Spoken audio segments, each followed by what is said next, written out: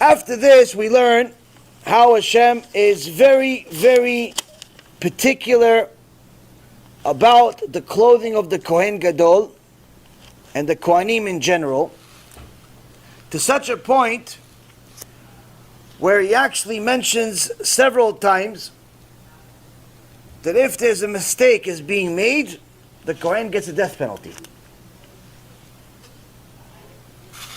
ברוך אתה אדוני, אלוהינו מלך העולם, שהכל יהיה מדברו.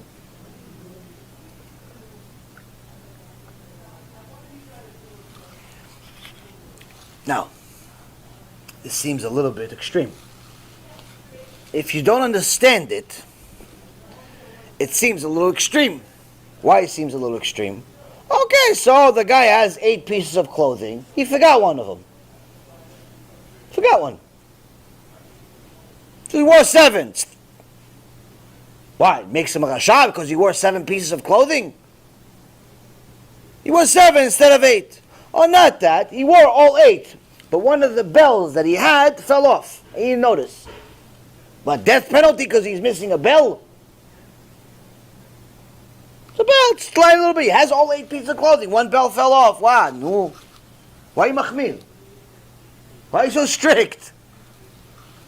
Because each one of these pieces of clothing, Abotai Yekarim, means eternity.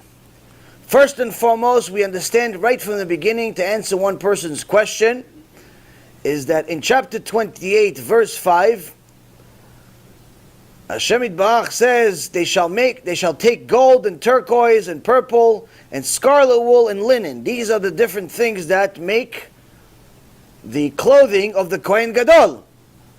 So here we see something peculiar.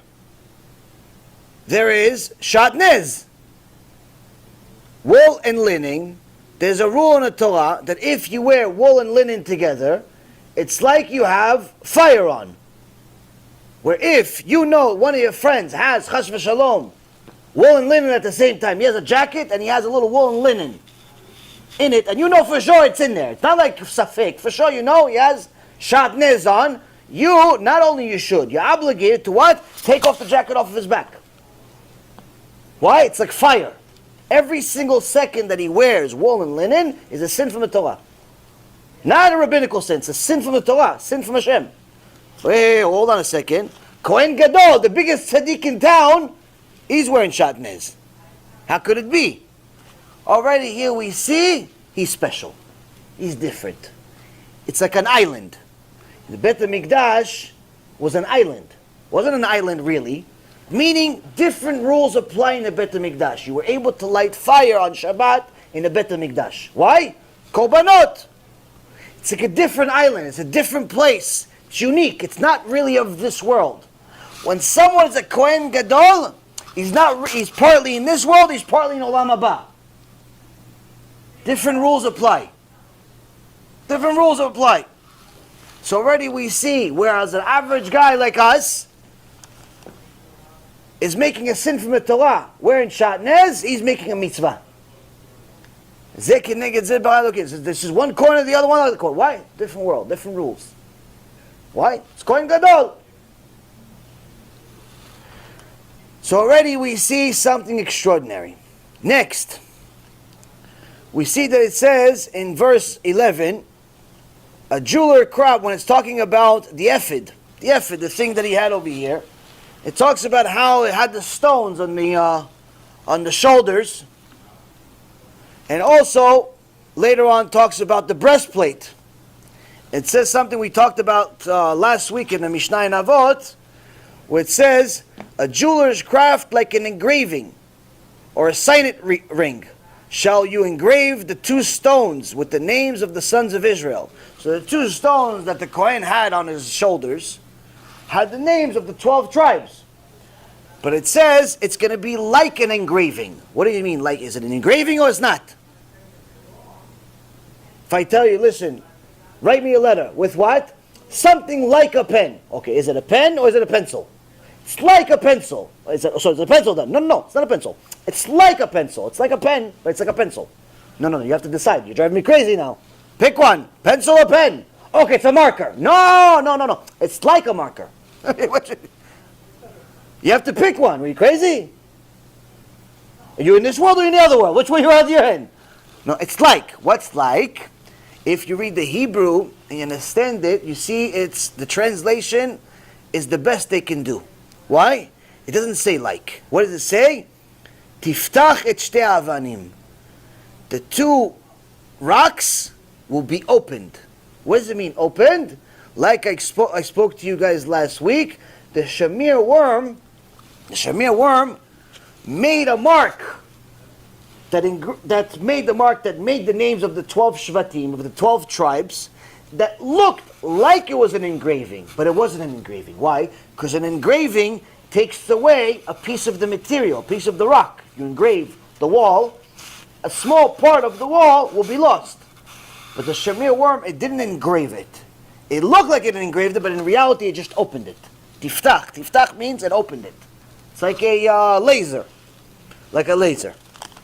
So here you see what we learned last week's Mishnah. It's like HaShem had it all planned out. So, then you continue.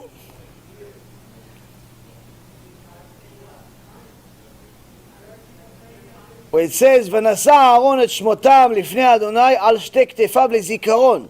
It says, Aharon, the Kohen Gadol, he shall carry their names. These two rocks that have it on the shoulders should carry their names, meaning the 12 tribes, before HaShem, on his shoulders as a remembrance.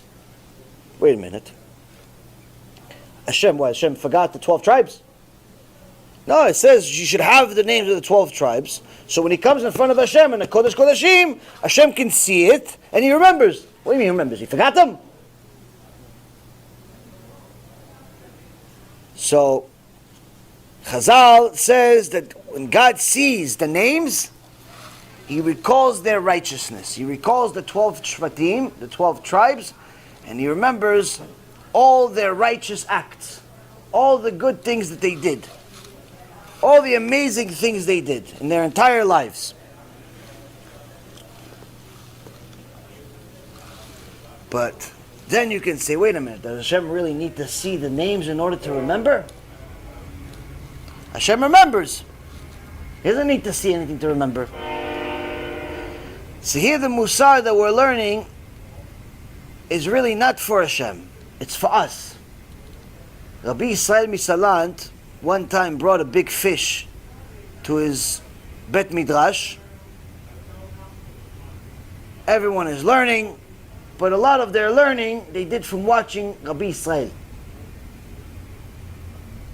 They saw today, Kvod Harav with the Ruach HaKodesh has a giant fish with him too. Maybe he's going to bring the fish back to life. I don't know.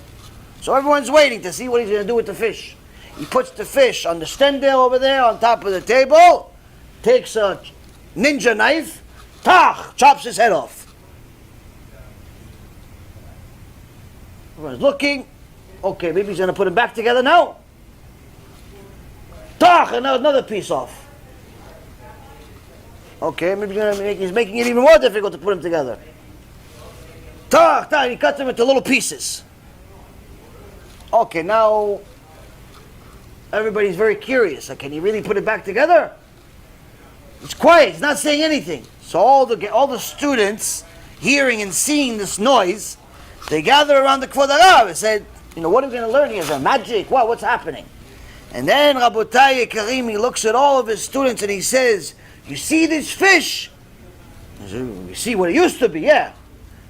That's what's going to happen to you if you don't learn Torah every day. What we didn't know, it's what we hear already. We're learning Torah. No. Seeing is believing. You have to see. I told you, a lot of things I told you. But sometimes you need to see it. Sometimes you need to see. Sometimes somebody needs to die in order to believe in Gehenom. They have near-death experiences and all types of hallucinations and so on. Sometimes Hashem has to kill you in order to make you do tshuva. Sometimes He has to make you sick in order for you to do tshuva. Sometimes He has to take all your money in order for you to realize that all the money came from Him in the first place. Sometimes He has to get you to go through all types of problems in order for you to realize He is the only solution. Seeing is believing. Seeing is believing. He says, Shmotam lifnei Hashem al shtei ktefav lezikaron. The names are going to be on his shoulders in front of Hashem as a memory. Why is a memory? For their acts. Why? Every one of us is obligated to say, when are my acts going to be like their acts? Why? Their acts were so good, Hashem engraved their names on the shoulders of the Kohen Gadol. And the entire nation was saved because of things they used to do. Did you ever do anything that was worth it? Did you ever do anything that anyone's going to be saved for? If you didn't, it's time to do it. It's time. We got to get started. How long are you thinking you'll live? 500 years? It's time to get started. What are you, 20, 30, 40, 50, 60, 70? It's time to get started now. So, we see already, we're not even halfway through the parasha, we're learning Mussar in every verse. Honesty helped countless people get closer to Hashem, because for the first time in their life, they heard honesty that's brutal, but is effective.